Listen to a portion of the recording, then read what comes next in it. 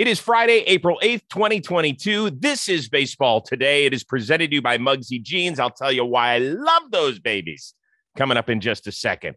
That's my man, Trevor Plouffe, wearing his Crespi baseball sweatshirt. Very nice. I am Chris Rose. I didn't order my Seth Beer jersey in time. What a way to wrap up opening day, huh? I love it. Coming up in that situation, like you don't want to think about Homer too much. You want to just kind of get that run in. But man, when that thing came off his bat, he knew it. Yeah. And opening day, you hit your homer, your mind is racing. Can I be an MVP this year? I don't know. Maybe. That's what he was thinking last night in his at his house. I believe I read that he is the first rookie to hit a walk-off homer on opening day, which is pretty damn cool. And to do it on National Beer Day. I mean, come on now. Pour one out for him, big boy. And all I got were tweets about how excited Jake must be. Yes. Jake Snakes. And you know what? Those Padres are probably like, man, I wish Taylor Rogers was active for this game. Well, he made the flight. He was there. They just didn't want to use him because he had thrown a pen the day before. Yeah. Well, that's why they got him. Okay. Right. They're like, damn it, Minnesota. Well, great. They should have said the PJ or something. Right. All right, so let's get to it. Much more action on Friday, including the Yankees and Red Sox. But the bigger news for the Bronx Bombers is that GM Brian Cashman came out less than 2 hours before first pitch and said, we did not get an extension done with Aaron Judge. We offered him 7 years for $213 million. It would have started after this year where we would have tacked on his arbitration number that he wanted for 21 mil. It would have taken the total package to 8 years and 234. And basically publicly aired out his best player in the face of the franchise. What's your take on it? That's my take. Why are you airing it out? Why are you putting hard numbers out there? People don't need to know that. Everyone just needs to know, hey, we didn't come to an agreement. We look forward to, doing this again, maybe after the season. That's it. That's all you got to say. Putting hard numbers out there, all he's trying to do, that's a negotiating tactic. He's making people, kind of hate Judge right now. Like, why would you do that to your best player on opening day? Do you think that backfires? It could. And plus, we have an arbitration case looming. Okay, that's never fun. So, they're $4 million apart, by the way. It's not like they're $700,000. They're $4 million apart. It's fine. Look, they made their offer. He didn't take it. That's all that needs to be said. Let's stop airing this all out in the public. It's just doesn't make any sense. Okay. Like, we just went through a lockout. We saw the strain between the players and ownership. Like, let's not do this on opening day. Well, I think it's a poor play tactically by Cashman and the Yankees. I'm shocked. So I usually try to use Michelle as a barometer to see how things work because she's not inside baseball, right? She follows the game. She watches a lot of the stuff, but she's not digging in deep into the weeds like we are. So I just said, well, what do you think about him, turning down 213 mil? She's like, oh, that is disgusting. She goes, I said, well, what do you think, about the GM telling everybody? She's like, what? That didn't come from a report? I said, no, it came from the GM. She goes, ooh, that's dirty. That's dirty. I was like, yeah. So she doesn't like either side. So she goes, if it resonates with her that the organization kind of did him wrong, then I can only imagine how Judge feels and everything. It's kind of gross. Here's the thing. It wasn't like it was just like a reporter asking him a question. Like, he said a press conference. He made an announcement going live at this time. Like, come on, man. Well, like, sometimes you gotta swallow your pride a little bit and just say, look, let's get this season. This season right now is what matters. Yeah. Okay. And for people that sit there and say, well, I mean, Aaron Judge should be lucky that he plays baseball for a living. Nope. It's not about luck. It's about God-given talent, hard work, honing your craft. These are highly specialized skills. And that's just those are the facts. And if he thinks he is worth more in the open market and wants to test that at age 30 or whatever he'll be at the end of the season, who are we to stop him? Who are we to stop him? I don't like to talk money on this show because it's a complex issue. Well, it's a complex, but you know what? Sometimes you got to be big boys and big girls about it and say, I always say this. People, Tim Tebow is not a first rounder. He was, because the Denver Broncos saw him as a first round pick. It only takes one team to give Aaron Judge $275 million to make him a $275 million player. Whether you think it, I think it, doesn't matter. It only takes one team. And if he thinks there's at least one team that will offer him significantly more money than the Yankees just did, then go get it. Yeah, it just needs to be in perspective, and it's very hard for people to put that into perspective. Absolutely. You're really good at your job and you know you're worth more. It's the same. I understand the levels. He's like, why I hate talking about it because $30.5 million. I get it. It's not 30 and a half. What is it, like 30.1? They said it was going to come out to a year. Whatever. Again, see, I talk about that and people are like, you're crazy. What's the difference? So look, both sides, judge said no. They offered him. That's it. Play ball. That's what I think. Okay. Let's move on. More games. Are you more interested to check out LA's star-studded lineup Friday in Colorado or the Phillies' new look lineup against the Oakland A's? This one's really not fair to the Dodgers because obviously their lineup is awesome, but like this is new and shiny. We want to see the new Phillies look, and they're not messing around. It's not like they're scattering these dudes to the freaking lineup. The lineup: Schwarber, Realmuto, Harper, Castellanos, Hoskins. Here you go. Here's our big boys. We took the picture. Now come see us play ball. It's going to be fun. Okay. And we want these guys to bang. And inevitably there's going to be a time where it's cold and they're cold and they don't look good. But when this lineup is right, people are going to be buzzing about it. And there's going to be balls in the stands. And John Kruk had a great quote about their defense, which we talked about a lot. Mm-hmm. He's like, people always ask, who's going to catch the ball? And he said, the fans are, a lot of them, when these guys are hitting those bombs. I was like, let's go, Kruk. That way, Krucky. Way to come up with it. He's a hitter. Did you hear that they were wearing T-shirts today on the field that said, I don't have a college degree. I hit baseballs. Let's go. God, that's awesome. That one goes right to my heart right there. Right? That's enough to make you love them right there. So, yes, they are going to be like the freak show of all freak shows, both great and sometimes disastrous, and you won't be able to take your eyes off of them. That's why I made them there's your shirt. I love it. I don't have a college degree. I hit baseballs. Oh, God, it's so good. Get around this energy, people. Like, it's going to make you more confident just being around it, okay? This is just a walking ball of high T-level confidence. And there's another thing. I mean, I know the Dodgers are going to be great. I just know it. You know it. We all That's know. the problem. Right? So we're going to kind of take them for granted. But with Philly, you want to see them be at least very good. So at the minimum, it's a 3-team race in that division. And if the Marlins can somehow put the ball in play enough, maybe even make it 4 teams that at least tinker on the edge of interesting, right? I hope so. That rarely ever happens, but yes, I hope so. Well, we had 4 teams last year in the American League East. It's true. So there you go. Recent history even. All right, pick one starting pitch up from the weekend to go to. Where are you saying, okay, I'll buy a ticket. I'll watch this one. You just mentioned the Marlins. It's Sandy Alcantara versus Logan Webb. Good one. Logan's really young. Sandy's pretty dang young himself. Like, these are two of the better pitchers in the game, and like are going to be that for a long time. So we're going to see this matchup for the next 7 years? I don't know, 6, 7 years. It's great. 2 guys that are studs. I'm looking forward to seeing it. And I regretted not making Logan Webb my Cy Young pick out of the National League. I was trying to go a little bit off the beaten path. I should have gone with him. I went with Aaron Nola instead. Aaron Nola's going against the Oakland A's. Let's go, dude. Set the tone. If you can't get through this lineup today based on what they've done, please don't make me regret it after one day. For me, I'm going to go just down the road in Anaheim. Saturday night, I'm going to go see Justin Verlander take on Noah Syndergaard in the battle of guys who haven't pitched. You know, Syndergaard's thrown 2 innings since the end of the 2019 season. Verlander's thrown 6 innings since the end of the 2019 season. So I expect Verlander to be Verlander-ish, maybe even if that's only 80% of Justin Verlander the last time we saw him. Noah Syndergaard, I don't know what we're going to see. I want to see greatness. I'm hoping for greatness. I think he is fascinating, both as a physical marvel and when he's actually throwing the baseball well. But I'm just curious. Who wins in a fight between those 2 guys? Come on.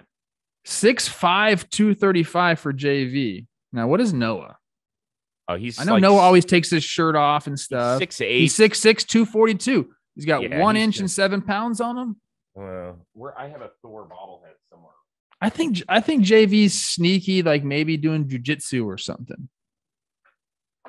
He's had a year off, like maybe he took it up as a hobby. Would you ever bet against the guy whose bobblehead looked like this? It's pretty good. With a cape. It's pretty good. And everything. I mean, come on. It even has the Thor hammer on the mound. This guy would just shoot him with a blaster. So, yes. I'm sorry. I report the news. Is that you? It's me. Look at how thin I look. That's a long time ago. They really. That wasn't nice. Speaking of which, you know what comes in handy? My Muggsy jeans. That's right. They're the most comfortable men's jeans on the planet, built with a proprietary stretch denim. They look stylish, but they feel like you're wearing sweatpants. And I can tell you this, as a guy who has battled weight issues over the years, I hate buying 2 sizes of jeans. If I like a pair of jeans, I just want them to fit. Sometimes I've been a little thinner. Sometimes I've been a little more dad bodish. But the Muggsy jeans are great because you slide them on and they stretch with you. So if you're in a bad way, like I am right now, I can still wear something that looks great and my wife thinks I'm hot. So I put on I got like these grayish ones. I'm taking them on my trip this weekend. They're going to be freaking awesome. And she's going to go, those look all right on you. Like Muggsy hooked you up. That's a secret for all the guys out there. Always look hot for your wife, or try to at least. They are the most damn comfortable jeans ever. I slid them on the first time. I was like, this is awesome. So not only do we want you to look great and feel good about who you are, whether you're struggling with your weight or you're in tip-top shape, go to Muggsy.com. You're going to get 10% off your entire order using the promo code TODAY. That is Muggsy.com, promo code TODAY for 10% off that order. Feel good about yourself. I got a jean jacket from them, and I like it. Okay. It's very comfortable. Is it stretchy depending on if you did biceps and that? Yeah, I'm pretty swole right now, see, Rosie. That away. You're hiding it in the sweatshirt. Don't do that to me anymore. All right. Best thing you saw from opening day was what? My guy for the Atlanta Braves, Spencer Strider, come out and absolutely throw cheese. Oh my God. People. That was going to be one of mine. That was going to be, but only because of his mustache. Great stash. Okay, like this Braves team needs another arm out of the bullpen. I know Luke Jackson went down. This guy's stepping up, throwing 100 at the top of the zone. I mean, there was a lot of great things on opening day. We could have went Ohtani versus Framber. Framber was great. Lights out. Like, what else can you say about Framber other than he's just magnificent? But my favorite thing was I didn't really know who this guy was. We talked about him, but when you watch him pitch, it's like this guy's going to be a problem for a long time. 5 strikeouts in his 2 innings of work. And I don't know how he got his mustache to do what it did. It looked like it was one of those fake ones that you get from the store on Halloween. Seriously, look at it. It doesn't match his face. He's got a little comb. He's got the oil. There's no doubt he takes care of that thing. That is not some nasty mustache with a bunch of Fritos in it. Okay, that thing is bearded up or oiled up. Yeah. And looking nice. He looks too young to have a mustache like that. And I like this part too. Like, plus that. It's not just the mustache. It's a pirate stash because of that. Okay. So I was thinking about him. And I hate to do this to one of my co-hosts on the Chris Rose rotation. But since they won the game, I don't have a problem with it. Juan Soto's home run off of Trevor May was unbelievable for 2 reasons. One, May's reaction was unbelievable. He throws the ball, and when Soto swings, he's like, he gave it one of those. I'm sure I will talk to him next time he's on the rotation about it. But the reaction of the kid that caught the ball about 17 stories up, and then his dad saying, "That's my boy. That's my boy." Look at Dad. Dad puts both fists in the air. "That's my boy. Yes, that's my boy." Like, I missed so much of that. I love that. That's the exact reaction that you want to see. And like, that just shows, baseball is so special. Like the bond that they have because of baseball, I'm sure they play all the time. And then for him to go make the catch on a Juan Soto homer on opening day. They talked about this too when they got those seats. They were like, We're going to be on the row here, right in front. Juan Soto might blast one. Are you going to be ready? He's like, yeah, I'll be ready, Dad. And then it happened, bro. That's why you bring your mitt to the game, kid. Right yeah, there. 100%. I have never caught a foul ball or a home run. Can you believe that? I can believe that, yeah. Kind of ruined it. I can. Huh. I can believe that. Okay. Hey, Spencer Strider. Know where he was born? Ohio. Yeah. You guys, something in the water out there. Yeah. It's where all the great players come from. Just telling you. Okay. Grew up in Tennessee, I believe, though. So. Yeah, that's true, too. We also leave Ohio. Get too big for it. Because it's supposed to snow this weekend, my nephew said in Cleveland. I'm like, out. Enjoy that. We'll come visit you in July. The 1 month where the weather's okay. All right. Let's move on to Spencer Strider's teammate, Ronald Acuna. He tried to backpedal a little bit with that Instagram live that he did, and he said the media blew it out of proportion. You know, I did say some things about Freddie Freeman, but other things I didn't say. Well, they translated it, and he did. Well, Freddie Freeman was already scheduled to do an interview with MLB Network. And so Greg Amsinger asked him a few questions about what was said, and here's Freddie's response. I love Ronald Acuna, and I can't wait for him to get healthy and get on the field. And, you know, I saw the eye black situation. You know, it's just when you put on a Braves uniform in that organization, there's organizational rules. You don't cover the A with sunglasses. You don't wear earrings. You have your hair a certain length. You wear a uniform out on the during BP, you know, you don't have eye black coming down across your whole face. Those are just organizational things. So I was one of the older guys that did have to enforce those kind of things in the clubhouse, but those are kind of, when you put on a Braves uniform, those are kind of what happens there. So your thoughts overall? It's a nuanced situation for sure. And there are organizational rules. And, you know, maybe Freddie did, you know, have to do that as a veteran player there. And I'm sure McCann and stuff like that was also involved. But at the same time, some of these organizational rules are just silly. You can't cover the A with your sunglasses. Well, guess what? You need your sunglasses sometimes during the game, and sometimes you don't. Some guys like to wear their sunglasses, you know, when it's sunny. And if it's not sunny or a cloud comes over, they take it off right away. It helps with their play. The eye black, silly rule. Who cares about eye black?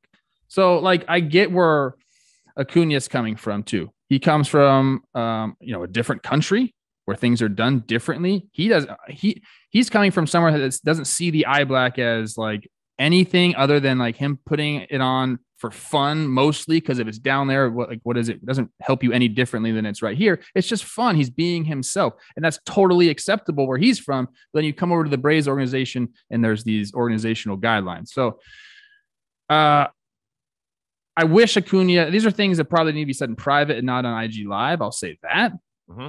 You know, if he wanted to voice his displeasure, he could have told Freddie, and maybe he did. You know, when he's a rookie, that doesn't feel good. I've been part of stuff like that. I've been told things that you couldn't do when you're a rookie. And some of them I thought were stupid, and some of them I thank goodness someone told me. You know, this is a really interesting situation because you don't want guys hazed at all when you come up, but you do need leaders and veterans to show you kind of how to go about your business. The big leagues is tough. There's a lot of things that come your way where if you're not prepared and no one's told you, you might do something stupid.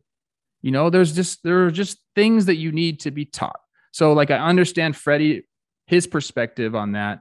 But the things that they chose to do, you know, albeit their organizational guidelines, they're just kind of dumb, especially in today's game where we've definitely shifted more into like a personal type game. So, you know, it's just an unfortunate situation. Again, opening day, and here we are having to talk about it. But I think there is mutual respect between these two guys. I don't think there's like a bad relationship between them. Yeah, I imagine it was a working relationship. That's what I imagine being. And let's remember, Ronald Acuna came up when he was 19 years old. When you're that good at something at 19 years, it's hard to tell kids ages 15 through 25 anything. I got to be honest with you. Like, I deal with that. I've got two kids that are in that age range. It ain't easy. And they're not superstars. They are not elite at what they do. So I can only imagine what it was like trying to deal, you know, with Ronald, who had his own thoughts and wanted to be his own guy. Two other things. One, you already covered. Why do we still have some of these archaic rules, man? It's so dumb. Like part of the way that we can expand the interest in the sport is letting guys be whoever they are. And I know some of you are going to scream, well, they let Ronald wear his chains. Yeah. So let him be whoever the hell he wants to be there, as long as he's staying within the parameters of the team, not making himself bigger than the team. And you might say, well, that's what the eye black thing's about, or the hair the same length, or wearing the right shoes on a road trip that Freddie Freeman went on and talked about how he got dinged in 2016 for wearing the wrong type of shoes on a road trip. That sort of stuff does not make you a better team. It doesn't. It's such bullshit. That's eyewash. It's old. It's not old school thinking. It's old thinking. We all have to make progress as a society. The other thing I got from that, Freddie Freeman was really hurt. You could hear it and you could see it in his eyes. He was really hurt because for a decade plus, he was the face of a franchise. He unexpectedly left. I think he thought he was going to stay. He didn't. And now he's getting trashed. And that's a lot for him to handle over the last several weeks. And it hurt him. I think you're right. I mean, definitely, he comes from that organization where he was just the guy. And I don't think anyone's ever said a bad word about Freddie in Atlanta. He comes to LA and before he even gets to play his first real game, he has to deal with this. Mm-hmm. And having the interview scheduled was I don't know if that was a good thing or a bad thing. For him to be able to prepare and know he was going to get asked about it specifically on this one show by one person, I think maybe it was a good thing for him because he got to think about his answer and stuff. Yeah. And he's been a guy who has stood in front of his locker and answered stuff. It's a nuanced situation because I agree. It's a team sport. It really is. And we talk about chemistry all the time. You have to have good chemistry. So now there's a fine line. You want guys to feel really comfortable when they come up, but at the same time, you have to teach them about a routine, about what you do in the big leagues, because that is valuable information. There's not one player in the big leagues who says, we don't need to listen to the veterans. They don't know what they're talking about. That's bullshit. You have to, if you don't do that, you will be lost. I promise you, veterans are so important. But as veterans, and I had to learn this myself too, there are some things you just got to forget about, things that you had to do when you were a rookie that you don't have to pass on that to these rookies. Times change and you have to change with them. You have to. You want to make these guys feel comfortable. There are certain things you can still tell them to do. Again, as a veteran, you have to take it upon yourself. You are the person that knows what's going on and understands the big leagues. So you have to help change and make these guys feel comfortable. Yep. I love your word of nuanced. It's not so simple, but I understand why Ronald felt that way. And I understand why Freddie's hurt right now. I get it. I mean, I can't imagine somebody sitting me down and wiping it off.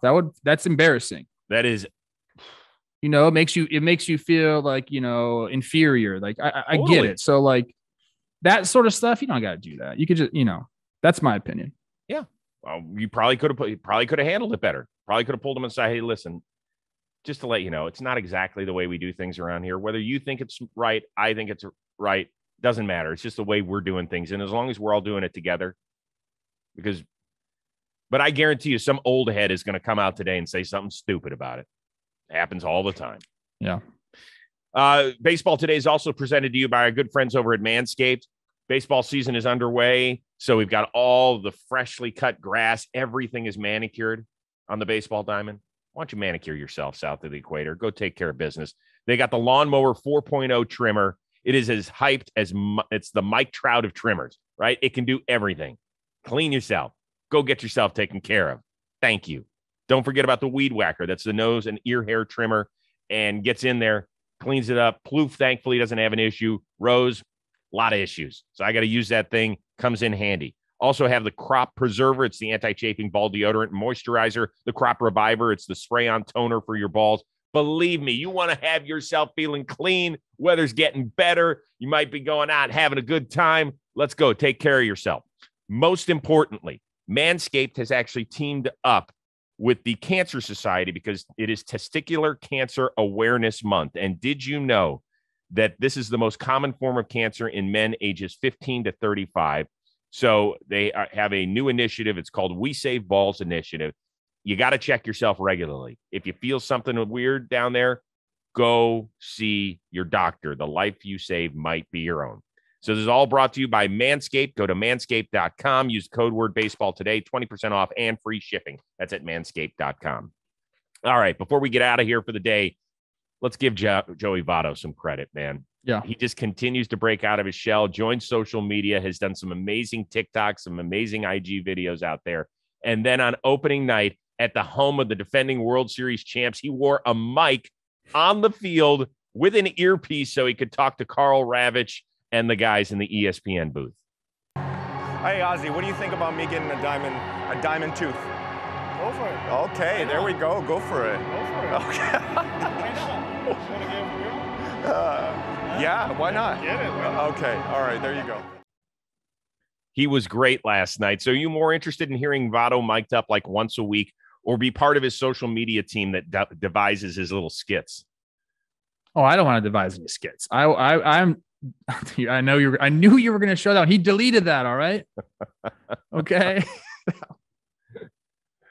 I want to see this once a week. I want to see it from more players too. Like, as long as players obviously have to agree to it, and it's not interfering with concentration. Like the Reds just went out there and won last night with Joey doing it. I think if he does it and shows that you can have success doing it, other guys will do it too. And it's just going to change the way that we watch baseball. It's going to freshen up the broadcast. It brings people closer to the action, closer to the game. And it gets the mic out of some of these guys' mouths that we don't want to hear talk.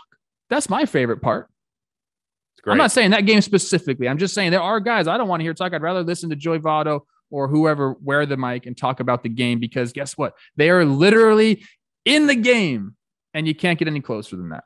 Yeah, I thought it was fantastic. It was really well done. I would love to see more and more of it. Listen, it becomes sticky if a guy's getting knocked around for the inning, and all of a sudden it becomes a 20-minute inning. And you're like, you turn the mic off. No, I know. You say, hey, guys, I'm done. Well, got to focus. Actually, the announcers would step in and be like, hey, Joey, we really appreciate you doing this. We're going to let you get back to work. So that's the sort of situation that would come up. But yeah, it was perfect. And I actually found the little nuances of playing first base amazing. I was fascinated by what he was telling us, what he was doing. I thought it was great insight for people, even if you know, hey, there's 2 outs.